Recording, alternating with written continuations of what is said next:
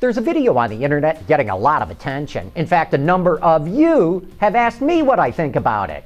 It's about a guy who took a vacation in the UK where he rented a Volkswagen with a diesel that got 52 miles per gallon.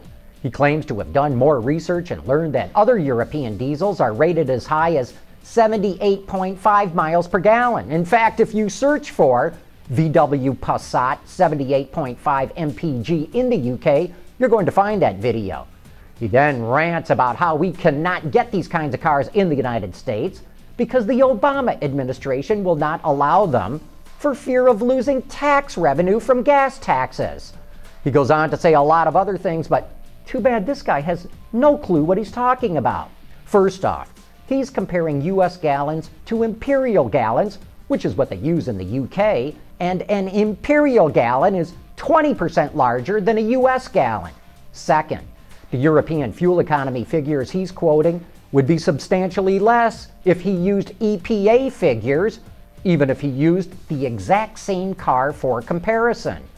The European fuel economy test cycle is an easy breezy one compared to the EPA's adjusted FTP 75, and that's one reason why you see eye-popping MPG numbers coming out of Europe. Also, European cars tend to be lighter than their Americanized versions because our tougher crash standards require more chassis and body structure.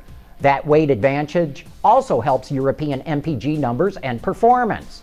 Third, he's completely wrong when he says VW makes most of the cars in the US that it sells in the US. VW just started making the Passat here. It's not even up to line speed yet, and it does not make 1.6-liter TDIs for export. The Passat is the only model VW makes in the US, period.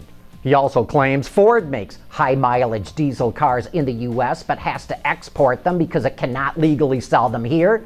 That's completely untrue. Where does he come up with this stuff?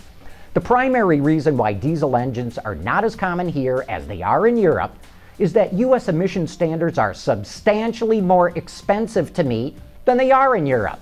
For this reason, OEMs typically choose one engine displacement that they want to emissionize for the American market.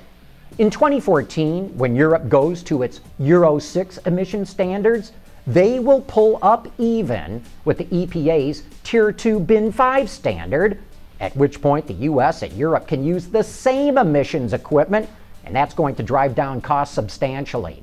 Diesel proponents in the US forecast that diesel sales in the US will double by 2015 and easily outsell all the hybrids. Mercedes-Benz, BMW, Audi, VW, and Porsche already sell diesels in the US market.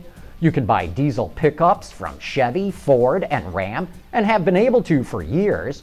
The Chevrolet Cruze, Jeep Grand Cherokee, and Mazda will offer diesel models in the next year or so, and Infiniti is looking into it as well. And if those vehicles sell well, you can bet that almost everyone else will jump in too. You know, normally I would just ignore this kind of video, except that a whole lot of people are taking this seriously. Unfortunately, this is just another maddening example of a know-nothing blabbermouth spouting urban legends on the internet. And I'm John McElroy with Autoline.tv.